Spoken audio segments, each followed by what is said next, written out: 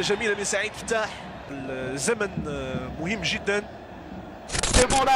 يسدد هدف ومن سجل سعيد فتاح. سعيد فتاح يسجل هدف. في عالم كرة القدم كاينين اللاعبين كيدخلوا للتاريخ بالاهداف ديالهم، وكاينين اللاعبين كيدخلوا للتاريخ حيت كسروا المقدسات. تخيل معايا تكون محبوب في الوزيز وفجأة تولي عدو الرقم واحد حيت قررتي تمشي لبن جلول. بزاف كيعتبروا خائن، والبعض كيشوفوا اول محترف حقيقي في العهد الاحتراف المغربي. اليوم في الصوت حكايه غنغوصوا في تفاصيل مسيره الرئه اللي ما كتعيش. الراجل اللي لبس الاخضر والاحمر وتحدى المدينه كامله. وجدوا راسكم، هذه قصه سعيد فتاح.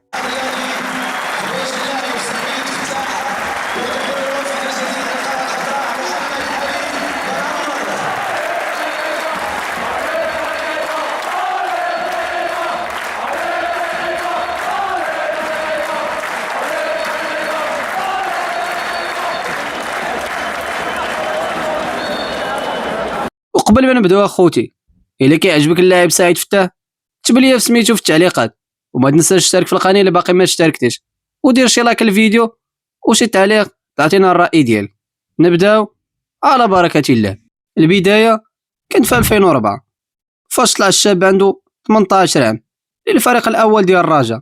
سعيد فتاح ما كانش داك اللاعب اللي كيدير الدريبلات، بل كان الفايطره اللي كيمسح وسط الميدان. مع الرجاء سعيد لعب اكثر من 130 مباراه الفتره الاولى بين 2004 و 2011. بما ان الدور ديالو الدفاعي الحصيله التهديفيه ديالو كانت قليله بزاف، ولكن القيمه ديالو كانت في قطع الكرات. هز مع الرجاء لقب البطوله في 2009 والدوري الابطال العرب في 2006. كان هو المحرك اللي كيخلي المهاجمين يلعبوا مرتاحين. في 2011 نزل خبر بحال الصاعقه، سعيد فتاح كينتقل للغريم التقليدي الوداد. هاد الصفقه كانت قنبله ميركاتو ديك الساعه. علاش مشى؟ واش علاق بالفلوس ولا حيت بغى التحدي جديد؟ المهم هو ان سعيد لقى راسو وسط الجحيم. اول ديربيلي بتوني الوداد كان خاصو شخصيه حديديه باش يتحمل صافره الاستهتار من الجماهير الرجاء. مع ذلك فرض راسو مع الوداد. هشام فرج يحضر معي سعد فتاح لاعب فريق الوداد البيضاوي. سعد، اول سؤال، يعني مباراه اليوم ضد فريقك الاول. بسم الله الرحمن الرحيم. كما قلت اولا تنشكر الجماهير الوداديه ولا الجماهير الرجاويه اللي قاموا بواحد العرس كروي جميل.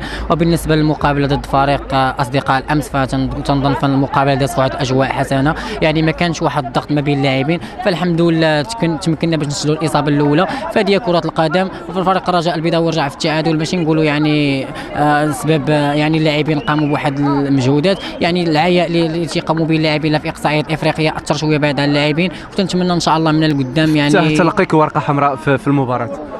يعني الورقه الحمراء يعني تنتمنى من الحكم باش يعاود يشاهد هذه المقابله. يعني الورقه الحمراء ماشي كانت تستحق اللاعب سعيد فتاح، فهذه كره القدم فاي حكم يمكن اللي يغلط، وتنتمنى من الله يعني الحكام باش يزيدوا يكونوا في يعني في المستوى في البطوله الوطنيه باش يعطيو واحد النكهه لكره القدم المغربيه. نعم، شكرا سعيد فتاح لاعب فريق الوداد البيضاوي. نعود الى هشام فرج رفقه محلل القناه. هشام، من نهايه المباراه انعكاس اخرى في هذا الموعد للستاي في الديربي. سعيد فتاح ولعب تقريبا 70 مباراه مع الوداد، وصل نهائي العصبه ابطال في 2011 وقدم مستوى رائع خلى الناخب الوطني يعيط عليه المنتخب. سعيد، أولا نهنئك أيضا على هذا الفوز وعلى هذا الانتصار. كيف تقيم أداء المنتخب المغربي في هذا اللقاء؟ بسم الله الرحمن الرحيم. فاولا تنشكر اللاعبين اللي قاموا بواحد المجهود كبير في هذه المقابله بالتعليمات ديال المدرب ديالنا سي حسن بلعبيشه. فاللاعبين كان اللي مشات حتى مشى الناس هو الفوز في هذه المقابله. فالحمد لله تنشكر الله سبحانه وتعالى اللي فزنا في هذه المقابله اللي تخلينا ندوزوا للدور الثاني. فتنتمنى من اللاعبين يبقاو مركزين، وان شاء الله هذا الانتصار يعطينا واحد الحافز في الدور الثاني باش نمشيو في واحد الاتجاه الصحيح. تنتمنى ان شاء الله في المقابلات المقبله اننا نزيد ناكدوا للجمهور المغربي ان منتخب الفريق الوطني المغربي فهو قادر ان شاء الله باش يمشي في احسن وجه في هذه المنافسات الافريقيه ان شاء الله. سعيد، هل انت راضي على اداء المنتخب المغربي بشكل عام في هذه البطوله في الدور الاول؟ بطبيعة الحال يعني فاخذنا مقابلات جيدة. المقابلة الأولى يعني تعادلنا فيها، والمقابلة الثانية هي في آخر الشوط الثاني تعادلنا فيها. فالمقابلة الأخيرة يعني اللاعبين دخلوا بواحد الإرادة باش يحققوا واحد الانتصار، فالحمد لله ربي ما خيبناش. وتنتمنى إن شاء الله كما قلت لك سابقا المقابلة الجاية باش نشوفها بواحد يعني بواحد المعنويات مرتفعة باش نرضيو الجمهور المغربي إن شاء الله. شكرا جزيلا لك. ولكن قصة سعيد فتاح مع التناقضات ما سالتش هنا. في 2011 دار خطوة لصدمات الوداديين، هاد المرة رجع الرجاء لعب معه موسم واحد. وبطبيعة الحال يعني فأنا رجعت الآن الفريق ديالي هو فريق الرجاء البيضاوي. يعني كاين بعض الجماهير الغاضبة ديال فريق الرجاء البيضاوي الغاضبة على سعيد فتاح، فهادشي راجع لأنه سي نورمال أنا لاعب ولد الفريق تلتحق الغريم ديال الفريق الوداد البيضاوي. يعني الآن أنا تنطلب منهم الاعتذار كجميع اللاعبين. يعني فأي لاعب تيوقع له المشكل اللي وقع لسعيد فتاح فريق ديالو هو فريق الرجاء البيضاوي، يعني في آخر لحظة يتسلم الأوراق ديالو. وتنتمنى إن شاء الله أنني نكون في حسن الظن ديالهم، ونبين لهم انا في رقعه الميدان فانا جيت باش نحمل القميص الفريق الرجاء البيضاوي هو الفريق الام ديالي، يعني نكافح ونعطيهم كل ما عندي. وتنتمنى ان شاء الله التوفيق لسعيد فتاح مع الفريق ديالو الام فريق الرجاء البيضاوي. وتنطلب يعني تنطلب كما تنقولوا الفريق الوداد البيضاوي يعني الجماهير ديالو اللي تنزيد نشكرها بزاف اللي ساندت اللاعب سعيد فتاح. وتنتمنى التوفيق للفريق الوداد البيضاوي. والان انا عندي واحد لوبجيكتيف مع فريق الرجاء البيضاوي يعني ندافع عليه كل ما عندي، ونتمنى ان شاء الله نفوزوا بالالقاب اللي تطمح لها الجمهور فريق الرجاء البيضاوي والمكتب ككل ان شاء الله. شارك في 15 مباراة تقريبا.